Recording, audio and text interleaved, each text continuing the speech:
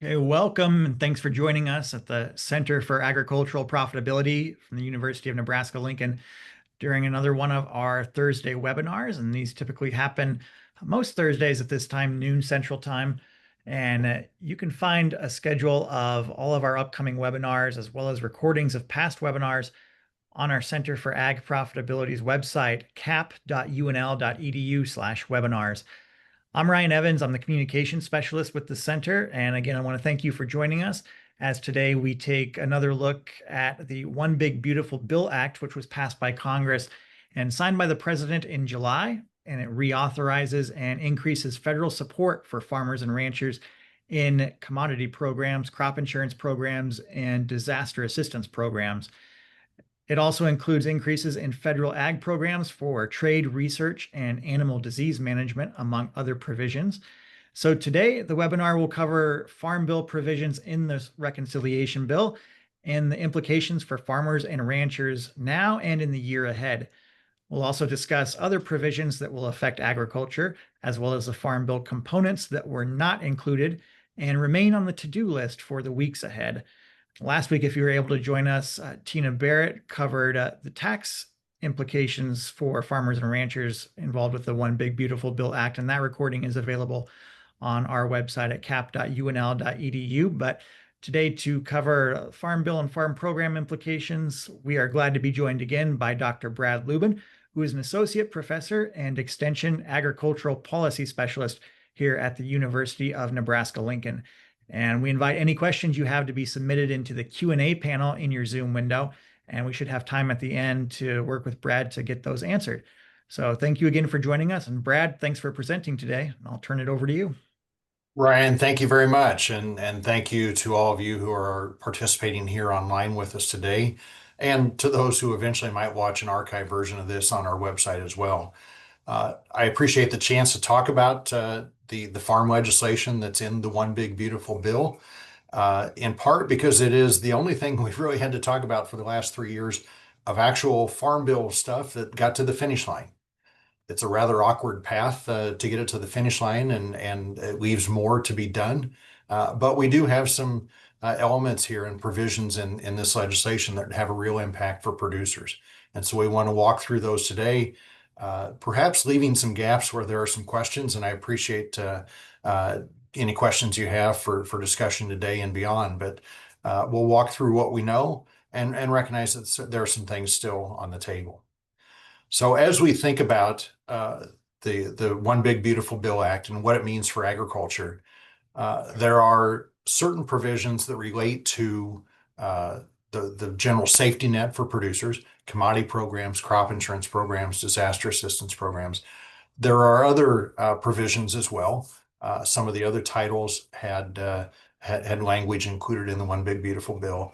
And then there are the provisions like tax and energy policy that also affected agriculture. As noted, the tax questions were addressed last week by Tina Barrett, and I had a chance to watch that recording as well, and certainly it's a valuable overview of the tax implications of the bill. As to the ag implications of the bill, I started here with just a list of the commodity program provisions, really the Title I provisions. There are lots of things that are done here. And I talked about this being sort of a bit of an awkward path. The 2018 Farm Bill expired in 2023. We did not get a new Farm Bill to the finish line then. In fact, we didn't really even have much of a discussion about one. So we had an extension into 2024. In 2024, again, we did not get a Farm Bill to the finish line. The House Ag Committee actually did produce a bill out of committee, but it didn't go further in the House, and we had no action in the Senate.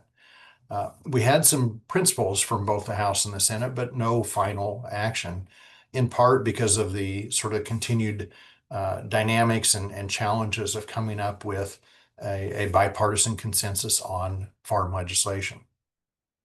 That left us going into 2025 in need again of another one-year extension for a farm bill that is still set to technically expire on September 30th of 2025. But we also had the One Big Beautiful Bill moving forward as sort of the catch-all grand plan to address everything that the administration and the congressional leadership were hoping to push through in a piece of legislation this spring. Ultimately, that legislation did come to fruition right at the 4th of July weekend, and it included some farm legislation. It did not include the entirety of the Farm Bill, but it included some specific programs and provisions, including some increased spending in parts and cuts in spending in other parts to move forward important components of the Farm Bill that would have still been waiting on a Farm Bill process to conclude. All of that to get us back to the same slide where I started. What we do know is that there are several provisions relating to the commodity programs here that take effect, in fact, immediately. And so it's interesting to see how this plays out. We have known about the ARC and PLC programs. In some sense, they've almost become the permanent Farm Bill or the semi-permanent Farm Bill at this point, because they were authorized back in 2014. And we have just lived with some modifications, some updates, and some annual decisions in those programs. We will see that again, but we see a substantial change to some of those program components, particularly an increase in the support levels. We have increases in the statutory reference prices for the PLC program, generally between 10 and 21% increases in those reference prices. We'll note for some Nebraska crops here in a little bit. There is a increase, an annual increase posted in the legislation that would start after 2030. It's not fundamentally of consequence now, but it theoretically creates some increasing baseline for the next time we have a Farm Bill debate. In addition to increasing the statutory reference prices, which set the fundamental baseline price support levels, we also increased the formula for the effective reference price. The effective reference price is the higher of that statutory reference price or a percentage of the 5-year Olympic average. Well, that percentage moves from 85% to 88%. And those impacts take effect immediately, including for the 2025 crop year that we're already in. Similarly to the PLC program, the ARC program received substantial increases in support. The guarantee level in the ARC program is 86% of a benchmark revenue.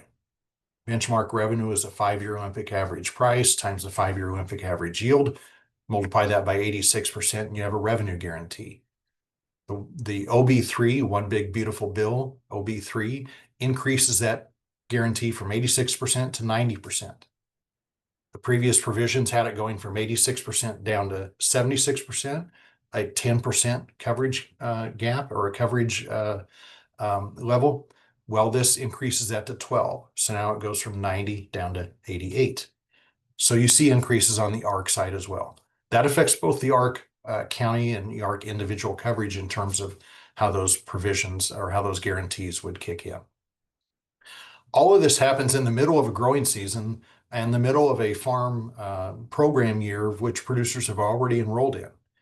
But it doesn't mean going back and revisiting that enrollment or that decision.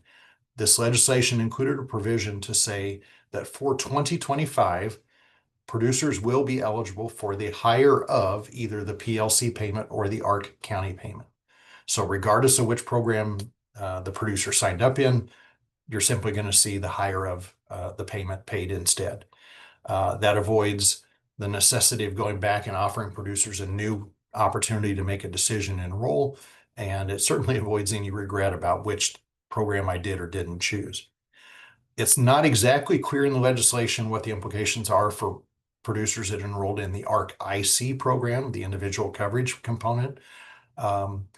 It would seem that producers enrolled in ARC IC might be eligible for the higher of their ARC IC calculation or the PLC program calculation, but that is only sort of my speculation that I get the privilege of doing as an extension specialist. There is no official word. There is no real clear guidance in the legislation itself as to how ARC IC participants will be impacted here about this 2025 provision. But one might expect that they ultimately will see some sort of higher of option available too. Now, that's a 2025 only provision. So we don't have to worry about decisions. We just know that the higher of payment is going to come. Of course, remember a ARC or PLC payment for 2025 crop year shows up in September of 2026. So we can think about what's coming because of some increased support, recognize that it's more than a year away yet. It comes actually in October of 2026 when the payments are made. The annual decision does return next year for the 2026 program year. So producers will have to start thinking about those things ahead. Other changes on the commodity program side, loan rates have been increased as well. They still are far, far below where we are at in terms of general price levels, so they're not much of a factor, but they are short run cash flow and low interest financing available.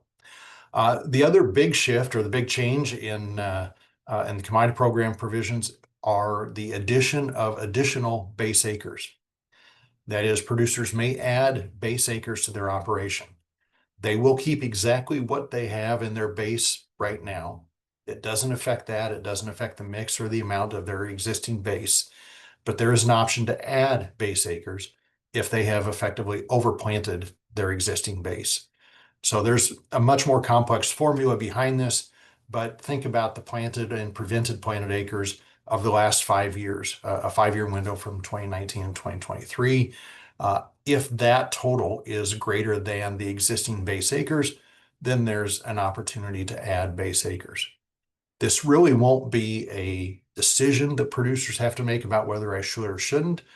This is an option to say if you have those additional planted acres, then certainly you're interested in signing up for it. There is a cap nationally on how many acres can actually be added, and that's 30 million.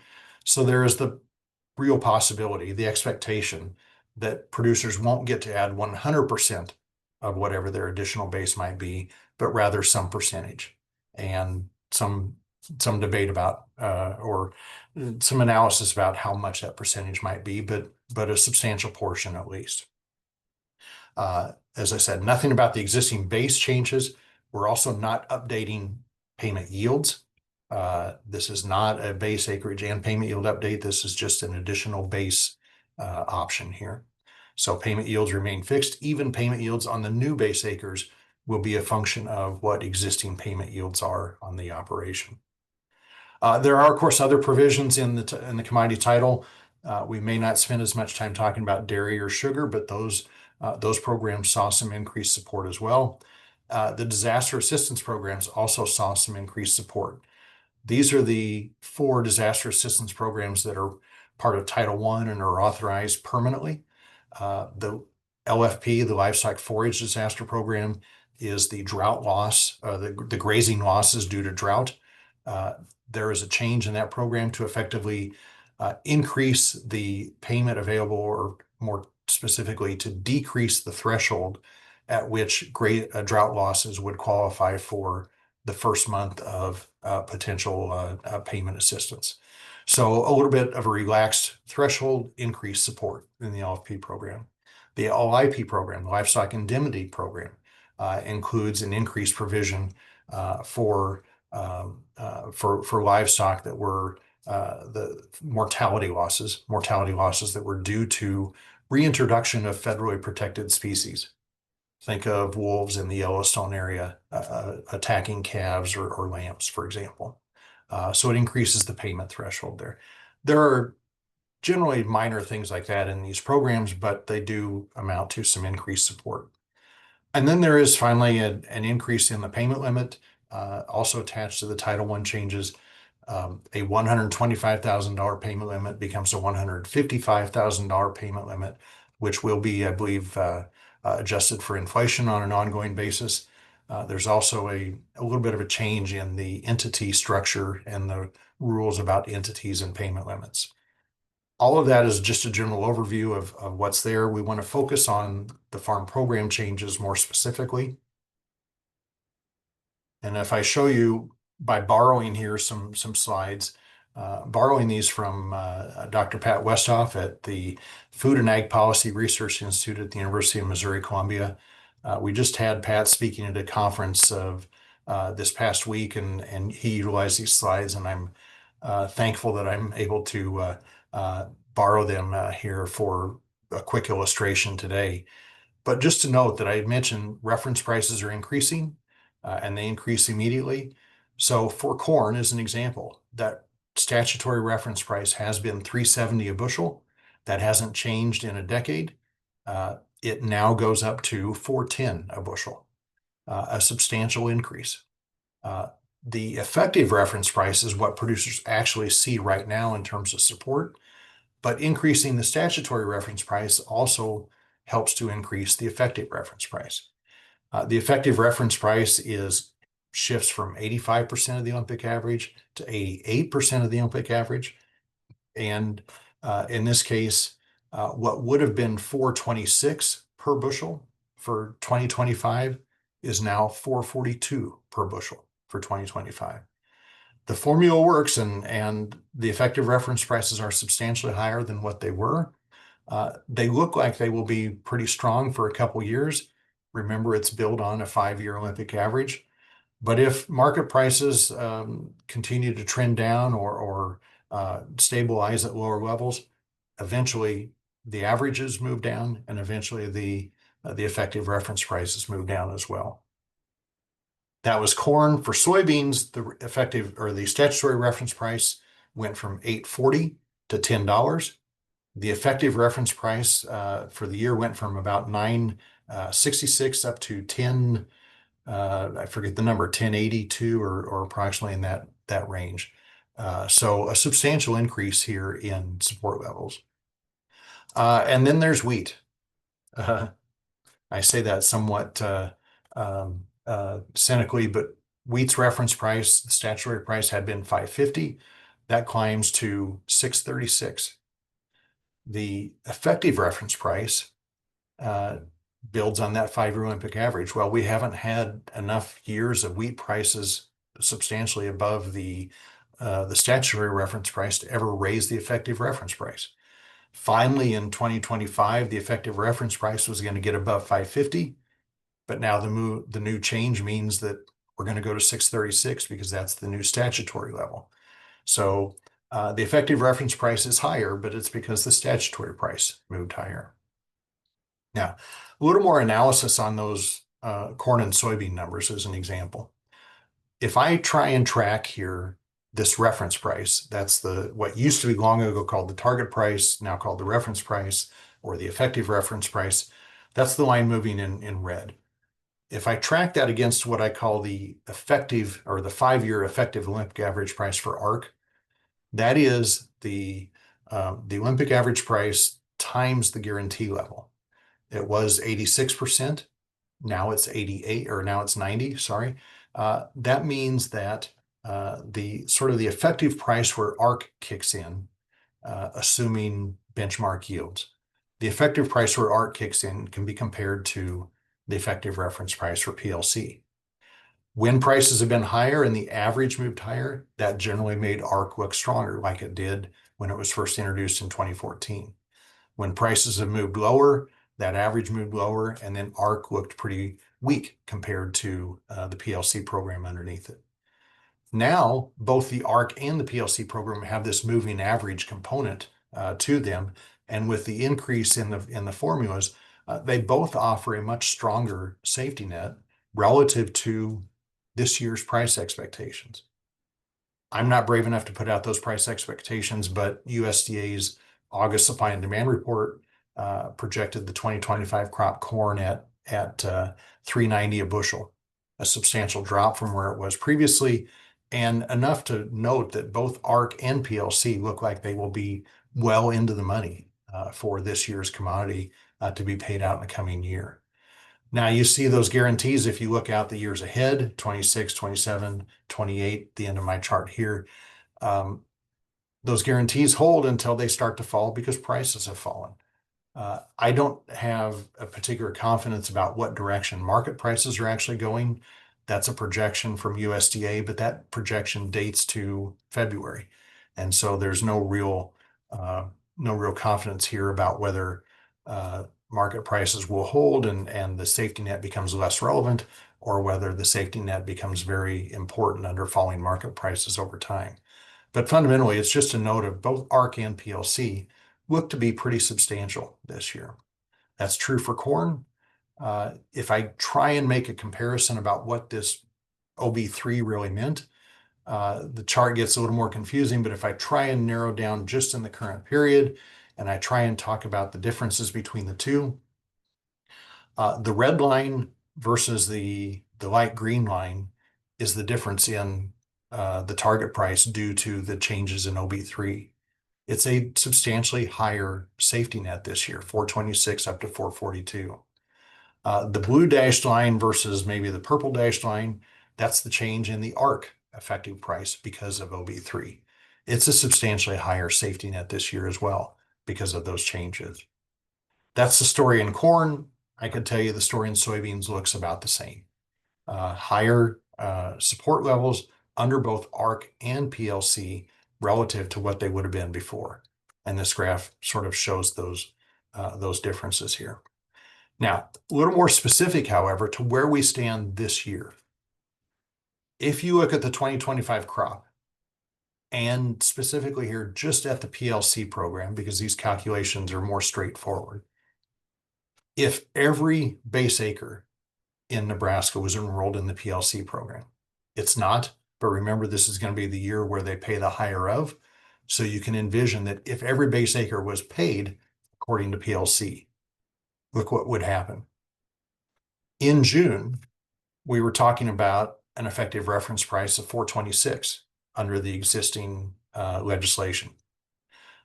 We were talking about a projected market price in June, according to USDA's supply and demand reports, of 420, which was to say, even earlier this year, we were looking at a PLC program that looked like it was in the money. It was already providing potential expected payments and certainly providing some downside support, but at about 6 cents.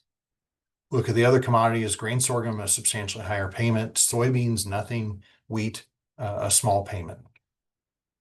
Move to July, we have an update to effective reference prices, not dramatically different in most cases. Soybeans an exception, wheat an exception. But we have the OB3, and we have a new effective reference price. For corn, 426 becomes 442. The projected market price in USDA supply and demand reports in July was still at 420, but suddenly the PLC payment rate could be 22 cents instead of 6 cents. Grain sorghum, 67 cents instead of 51. Soybeans, a combination of a higher effective price and a little bit lower market price projection, suddenly a 61-cent payment. And wheat, nearly $1 payment in terms of potential payments under PLC. Move to August, we have the same effective reference prices under OB3, but we now have some updated market price projections that have gone downhill for corn and grain sorghum, and even a little bit for wheat. We are now talking about potential PLC payment rates of 52 cents on corn, nearly $1 on grain sorghum, 61 cents on soybeans, over $1 on wheat. We are talking about very substantial PLC payments potentially on the 2025 crop, again, to be paid next fall. So I calculate that out a bit further. Total base acreage enrolled in all PLC and ARC programs in 2025 in Nebraska, a weighted average PLC payment yield, and then projected payment rates by month from the previous table. In June, we could have imagined that had every acre been enrolled in PLC, there might be $100 million plus of projected farm program payments coming. The four crop total, there are certainly more crops that are enrolled in the program: barley and oats and oilseeds and other oilseeds and so forth, pulses. But these four crops amount for the vast majority of the total program, and it would have been $100 million plus in expected payments. By July, because of the OB3 provisions, it looks like nearly $500 million of projected payments in Nebraska. By August, because of the combination of OB3 and a lower price forecast, we're talking approaching $900 million of projected payments. This, I would argue, is a conservative estimate, given that, again, this assumes everything's in PLC. Producers will get the higher of PLC or ARC-CO. We're talking $900 million plus in projected farm program payments to producers on the 25 crop.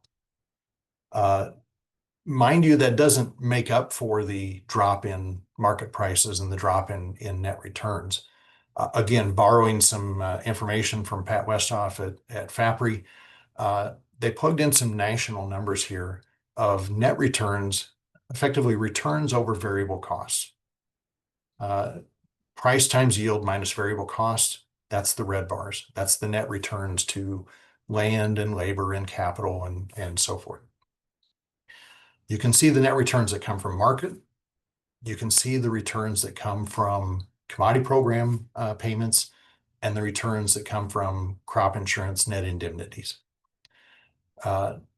The substantial increase in farm program payments will help substantially. If you go back to the previous chart, it could be, I'll do so, it could be, if you're talking a 52-cent payment on corn on 154 bushel, that's a roughly $75 payment rate that gets paid on 85% of base acres, so take some reductions in there as well. But you're talking about some substantial payments per acre. When you average that across the entire country, it's a substantial impact in terms of additional dollars per acre. It doesn't make up for the lost crop revenue that we've seen over the last 3 years. So it's not as if this is a windfall and it's going to solve all the cash flow issues with the crop ledger here in agriculture, but it does substantially help. It dramatically increases the returns. In this case, maybe on 25, average net returns nationally for corn go from maybe $380 an acre to $410 an acre or something.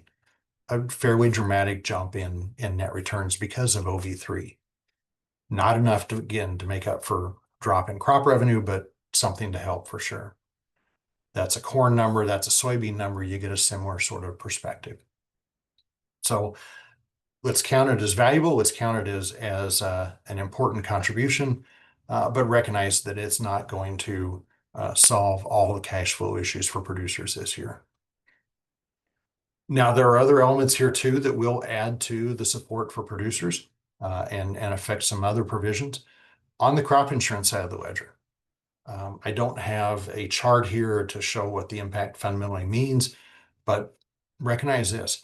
For the traditional buy-up policies, when producers are buying the revenue protection or yield protection policies, for example, when they're buying those support levels from 60 or 65% up to as high as 85%, there is a substantial federal premium subsidy premium, or a federal premium subsidy or premium support behind that crop insurance program. So producers are only paying part of the actuarially sound premium on that policy. The OB3 increases that federal support by 3 to 5 percentage points. Not 3 to 5%, but 3 to 5 percentage points. And so the overall level of premium support is definitely going up rather sharply.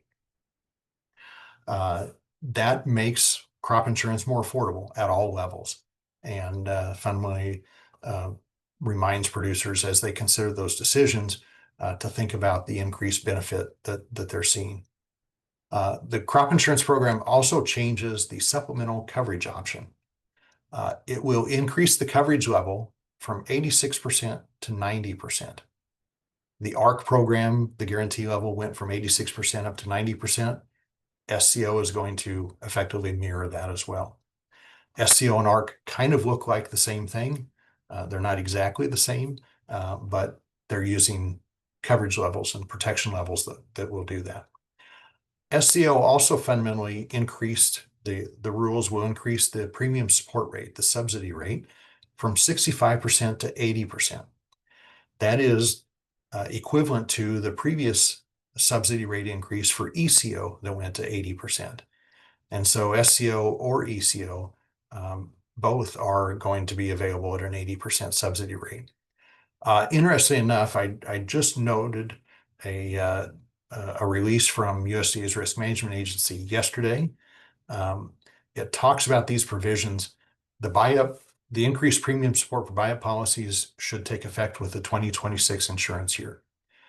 The change in the SCO premium subsidy rate from 65% to 80% should take effect in the 2026 program year. It says that the SCO coverage rate or coverage level increase from 86 to 90 will not take effect until 2027. But if SCO and ECO are both available at an 80% subsidy, then using SCO to get up to 86 and using ECO to get from 86 to 90 or 95 accomplishes the same thing as allowing SCO up to 90. So the combination of SCO and ECO will get you what they have effectively legislated here to take effect. May take a little bit more to work through that and do some calculations or equations, but for now, just recognize the SCO coverage subsidy level increases, and so the combination of SCO and ECO will increase the opportunity that producers have to cover that portion of their expected revenue that is above their existing buy-up insurance deductible level. One more element there on the crop insurance side. There are existing beginning farmer incentives. There has traditionally been additional premium support for 5 years for a qualified beginning farmer and rancher. This OB3 extends that from 5 years to 10 years. It also increases the level of premium support offered in the first 4 years. So I believe what was a 10 or 15% increase subsidy rate, or maybe what was a 10% increase subsidy rate could be as much as 15% in those early years. So suffice it to say, for beginning farmers, there are some challenges of getting into crop insurance without a history and so forth, but there are definitely some valuable incentives here, and they've been increased. Okay. Between the commodity programs, disaster programs, crop insurance programs, that's really the safety net features in OB3 for producers. There are other provisions here to mention. On the conservation side, there aren't fundamentally dramatic changes to the programs as we know them, but we're shifting around the funding lines. There were conservation programs and practices funded by traditional Farm Bill legislation, and then there were some specific climate practices funded by the Inflation Reduction Act. That Inflation Reduction Act money, however, was just a one-time authorization that was due to expire here in the coming years. The legislation moved that one-time money by repealing it there and then adding it to the existing Farm Bill programs and baseline. And so fundamentally, you have an increase in the baseline that extends out in the long run instead of an increase in the baseline that's set to expire. That might reduce actual annual spending levels a bit, but it stretches it out into the horizon. Of note, these conservation programs, this is the funding for the programs like EQIP, CSP, ASEP, the Ag Conservation Easement Program, and the regional partnerships programs. So it helps address some of those working lands programs and the source of the funding. There are other elements in the legislation, other parts of the legislation that affected other Farm Bill programs, some additional money for trade promotion, some additional money for research, some specific money authorized or mandatory money authorized for animal disease management as we deal with things like avian influenza and the New World screwworm and so forth. So those are dollars that were effectively funded through OB3 to add to the mandatory spending provisions in the Farm Bill. And then there's nutrition. The nutrition assistance title of the traditional Farm Bill is the largest part of the Farm Bill, and not just by a little bit. The nutrition assistance title historically, or at least in the last few decades, has been 75 to 80% of total Farm Bill spending. But it was also part of the hurdle of never getting the Farm Bill to the finish line because of proposed reforms to the nutrition assistance title that faced a very partisan battle at the same time that proposed changes to commodity programs faced a battle. So it was one of those things that never got done. Well, here's OB3, and we see increases on the farm safety net component, and we see substantial cuts to the nutrition assistance programs. Dramatic cuts to SNAP. That's the fundamental program authorized in this Farm Bill type legislation. The Supplemental Nutrition Assistance Program cut by more than 100 million or nearly $200 million over a 10-year budget window. Now, one side of the aisle in Congress would argue that these are specifically cuts to things like overextended growth of benefit rates under the Thrifty Food Plan calculation, or recipients that are ineligible for assistance because of various eligibility rules or waivers or work requirements and so forth. But the other side would argue, but it's also dollars, and it's dollars that will be taken away from recipients of food assistance. It's hard to resolve that argument, and this isn't the stage for trying to play out the total political scene ahead of us. But fundamentally, we did increase farm support in OB3 by cutting nutrition assistance. And while that worked in OB3 because OB3 passed on a partisan basis, it's unclear as to what that might mean for future Farm Bill legislation or negotiations that have traditionally been more bipartisan. Okay. Of note, there are other tax provisions that affected ag, as Ryan mentioned in the introduction. That was covered by Tina Barrett in our CAP webinar last week, so I'll leave it at that. And then there are some renewable energy provisions affecting ag, and maybe it's of notice here sort of what's still left standing. OB3 sort of pulled back on many of the renewable energy incentives and renewable energy programs. It kept the renewable fuels incentives that were there. I believe it reduced a subsidy rate, but it kept it there relative to some other programs that got cut entirely. So there are some still opportunities and maybe incentives or benefits in the program for that. But fundamentally, that's another topic, another discussion all of its own. Now, having talked about what's in OB3, we need to at least pay heed to what's not in OB3. First off, ad hoc disaster assistance programs, those are not in OB3. They're not in a traditional Farm Bill either. Those are the things that are happening sort of above and beyond any Farm Bill legislation. And we have disaster assistance programs at the moment that were passed as part of emergency legislation back in December of 2024. Some of those are rolling out now. Some of those have already made payments, but may make additional payments here in the months ahead. But it's ongoing thing. We have heard calls from ag groups. We have heard calls for additional assistance. You can look in the news and find various members of Congress talking about the potential need for more assistance.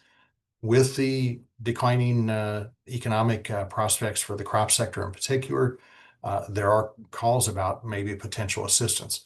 With the trade conflicts and potential export losses, there have been calls for potential assistance. None of that is specifically in OB3. None of that has specifically been proposed, but recognize that it's on the horizon. It's something that will be talked about here as we move forward.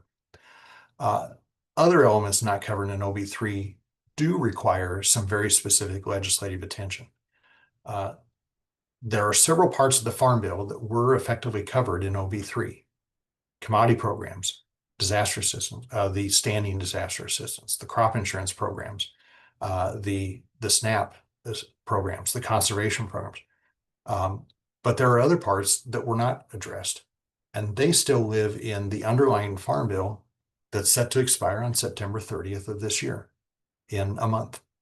That Farm Bill still needs attention so that it can move forward, or so that legislation can be moved to reauthorize some of those programs and to fund, or at least to authorize appropriations for those programs going forward. In large measure, OB3 sort of addressed some of the mandatory spending in the Farm Bill.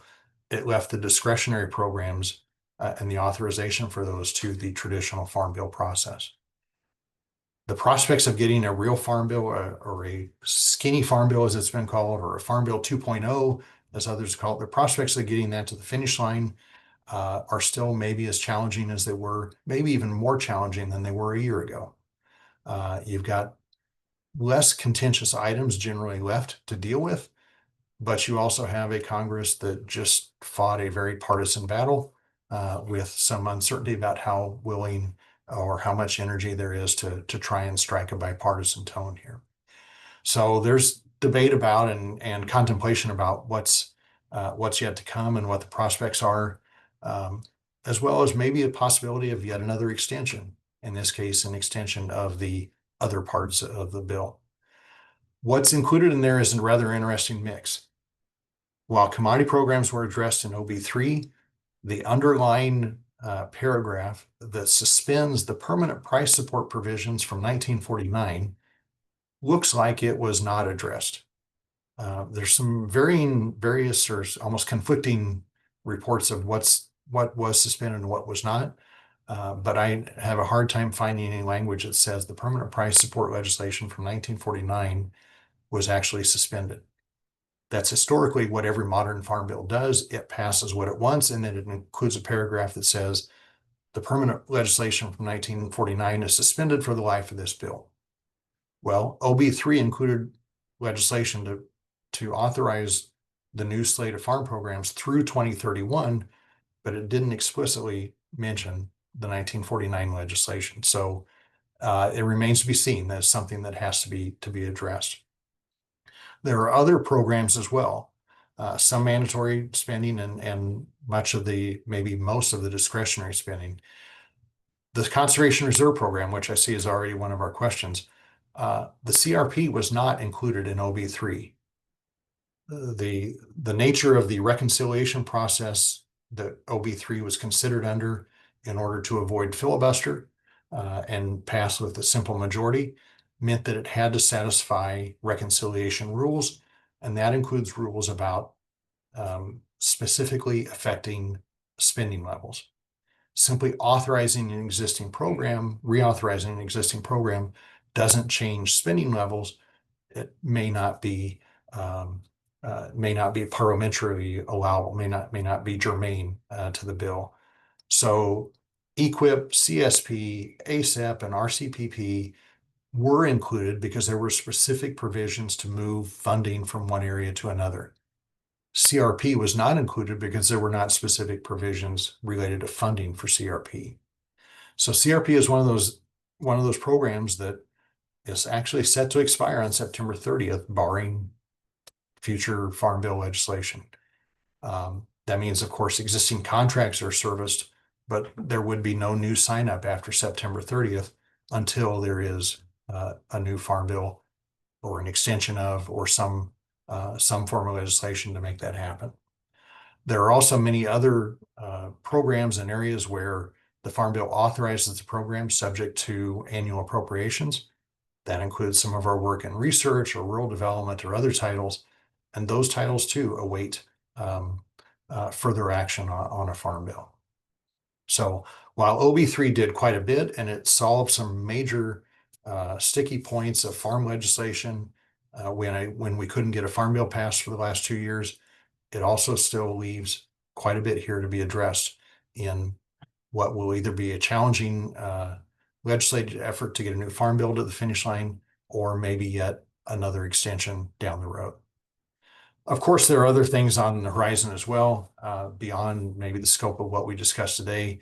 But with all the trade policy uncertainty, even though there are some energy provisions in OB3, there's still quite a bit of uncertainty and look ahead on energy policy and what it means for renewable fuels and what it means for potential future commodity demand in agriculture. Lots of uncertainty there, lots of things we don't know, which means maybe the best way to sum that up is to note that economists are really good about telling you what we know. But economists apparently are good enough to also tell you what we don't know, and at least measure what we don't know. Uh, I borrow this somewhat tongue in cheek, but this is an index of uncertainty that is gathered from basically news and tax and other economic information available in the general media, available on the internet. You can measure that over time. You can measure the amount of attention and mention to it. And uncertainty in early 2025 hit a record that was on par or just slightly exceeded the uncertainty that we saw in 2020 at the height of the COVID pandemic. So uncertainty is number one. Is high on the list of things that agriculture and everybody else has to worry about these days. It's pulled back a bit from early 2025, and this is a United States number here. But think about what we've done. We have moved forward on some legislation to resolve tax policy. We have moved forward on with OB3. We have resolved some of the uncertainty out there, some of the economic growth projections, et cetera.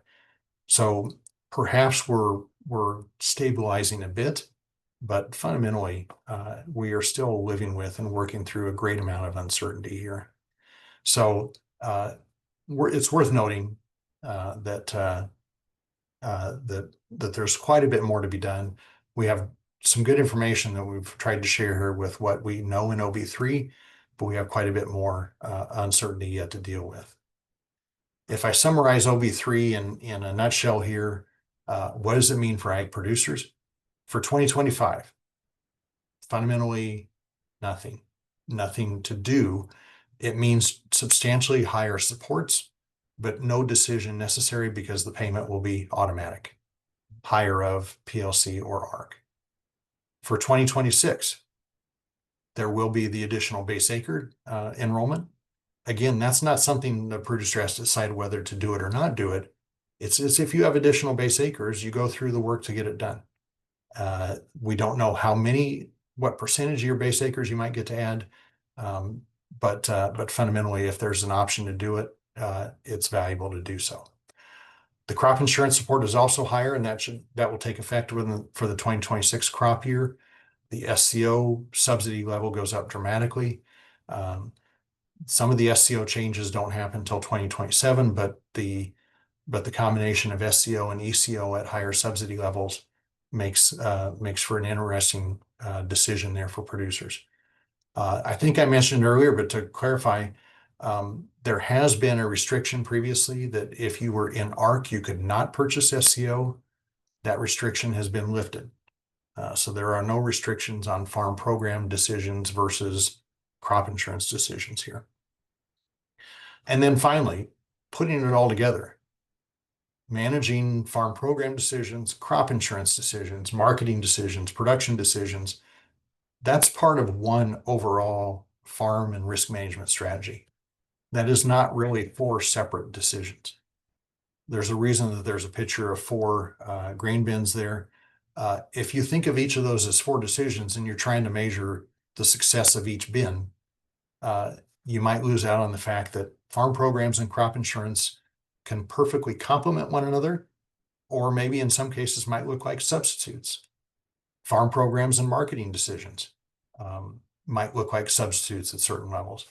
Figuring out how to marry those programs together in an effective strategy, as opposed to trying to maximize or optimize each one of them individually, is an important consideration for producers.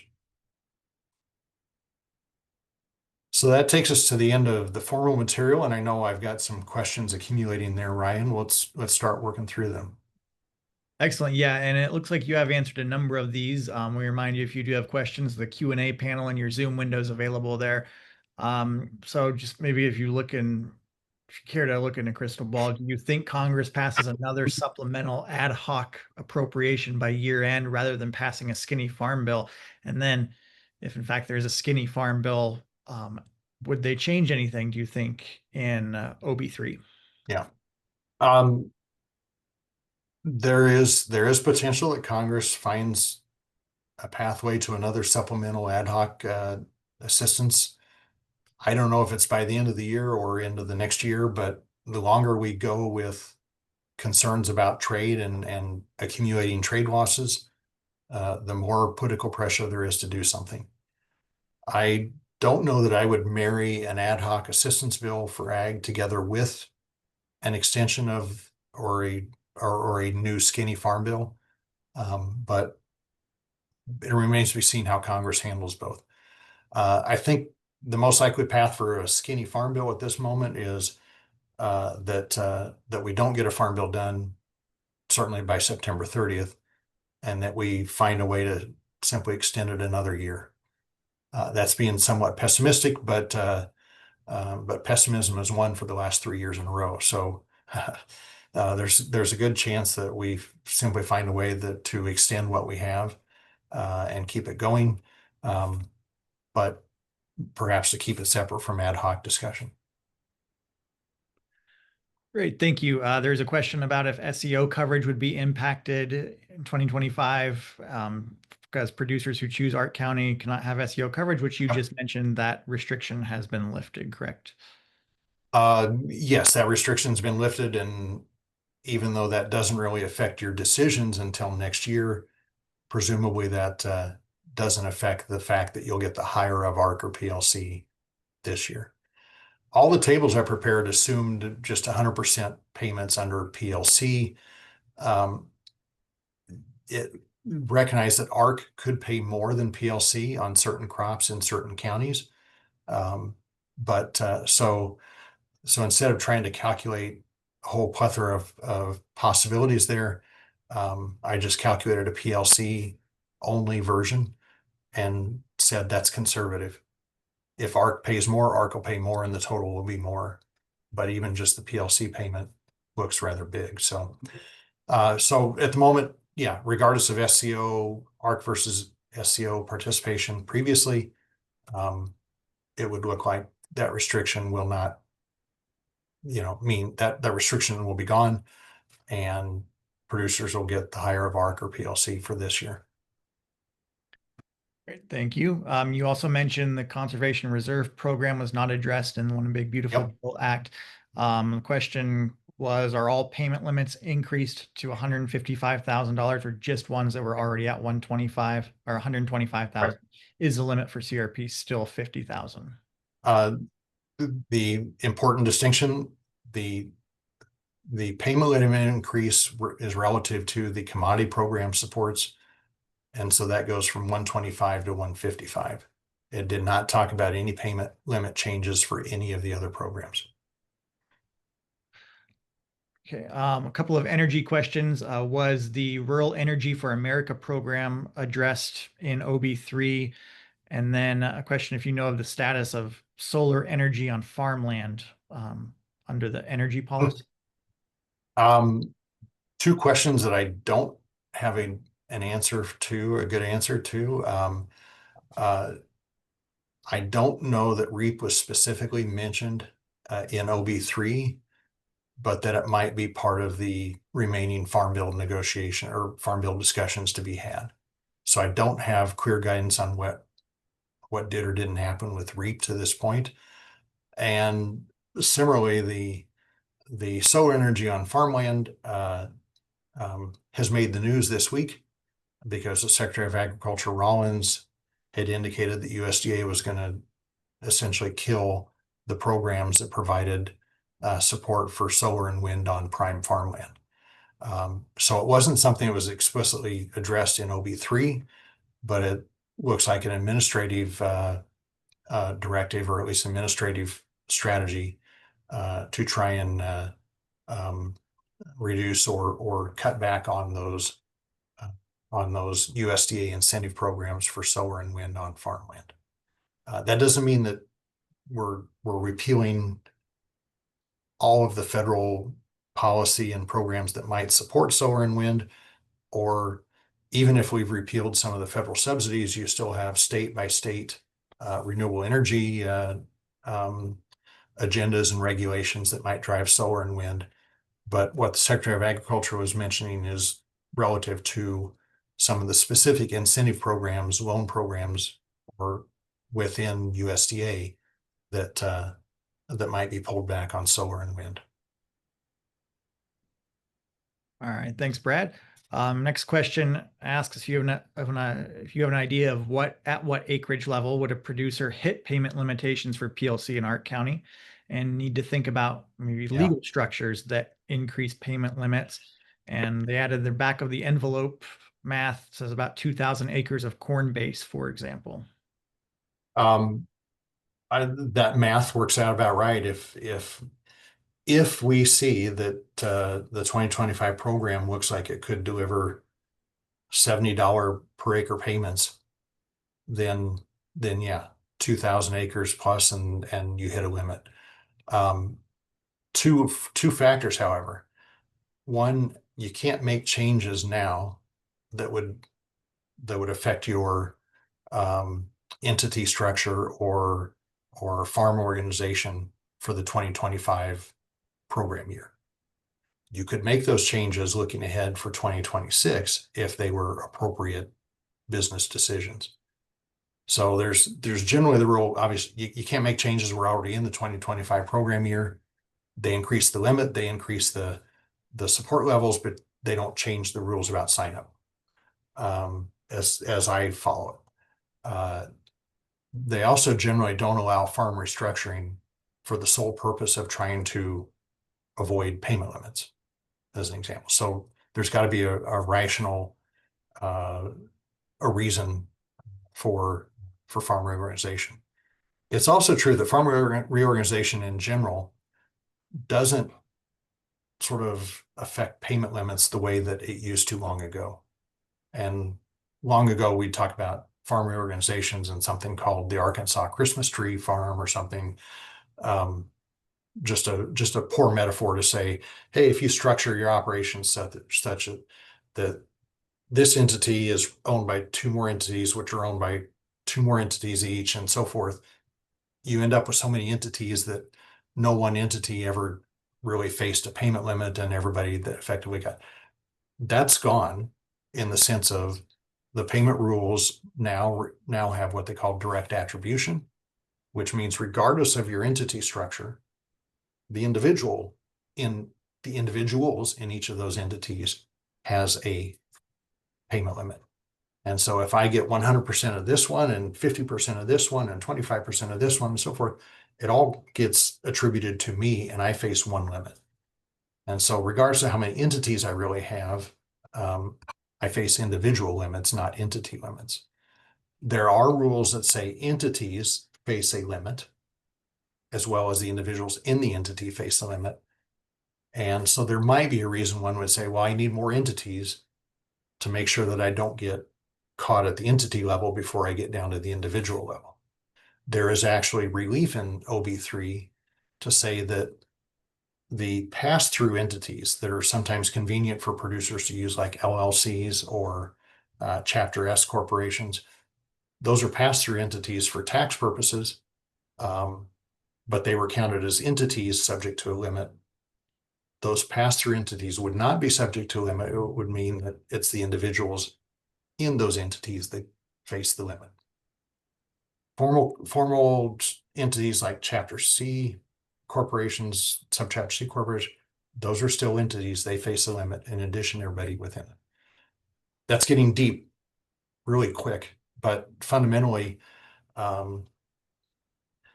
it's about the number of individuals and their share of the production that affects whether they will or won't hit a limit. And many operations have multiple individuals that all make appropriate contributions within the operation, and they're each eligible for their their appropriate share of supports. So think of the payment limit issue more as an individual level calculation, not an entity level calculation. Great, thank you. Next question asks if there's any discussion happening regarding additional support for feed crop producers like alfalfa hay price support. There has been no discussion that I've seen of expanding the list of covered commodities. So what makes a commodity eligible for support? It's been an eligible commodity, a covered commodity for many decades. Oil seeds were added more recently, pulses were added more recently. So there are efforts at times to try and add more crops, but I've not seen any discussion of actually adding them in. There is, because of the provisions of this additional base acreage, there could be the option of counting your plantings relative to your base. The plantings are covered commodities, and some of the non-eligible commodities count as additional plantings relative to your base. So there's potential to add acres, but not of that other commodity. It would be acres that would be a function of your recent mix of covered commodities.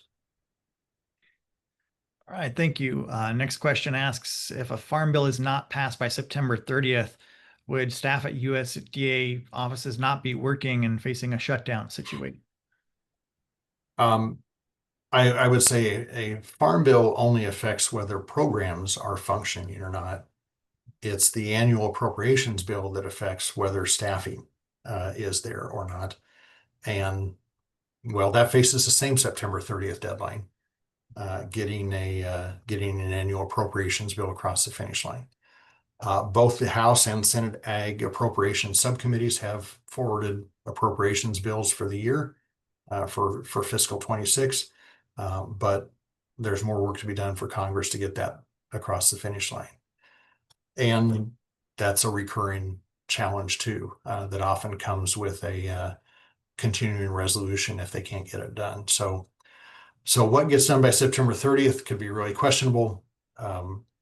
Whether it gets resolved through a continuing resolution or a farm bill extension is work to be done. All right, thanks, Brad. And the last question I see asks if you care to weigh in on this, what is the most important issue that Congress should focus on regarding things that were not addressed in the One Big Beautiful Bill Act? Wow, that's almost a philosophical question, but there are several elements in a traditional farm bill that were not included in OB3. Generally speaking, all of the discretionary programs, those programs where the Farm Bill authorizes them and then appropriations deals with funds them annually. So there is a huge portfolio of programs within the Farm Bill that are still waiting for a finish. I could call that the most important or most significant thing that Congress still needs to do for agriculture. But you could also debate trade policy. And amid ongoing trade conflict and discussion about whether this is a temporary negotiating situation that might give us a deal with various countries, or whether this is really a long run sort of a new status quo, there are substantial trade impacts on U.S. agriculture, and Congress is likely to continue to hear more and more calls for potential relief, whether that's economic relief or whether that's some more direction on trade policy itself. But one could argue that that's high on the list too. So there are so many other things that I don't mention. Think labor, think renewable energy, think on down the line, government restructuring, federal government restructuring. Lots of big things on that list. All of them have some impact on agriculture. Great. Well, thank you, Brad. We really appreciate the presentation today and taking the time to answer these questions. We also really appreciate everybody attending today. And thanks for the great questions. If anything comes to mind after this webinar, please do reach out to us here at the Center for Ag Profitability, and we'll do our best to help you out. And a recording of the webinar is going to be posted later this afternoon on the Center for Ag Profitability's webinar page. I just put that in the chat again. That will be cap.unl.edu/webinars. Again, you can also find a recording of last week's webinar on the tax provisions in the One Big Beautiful Bill Act that are impacting agriculture.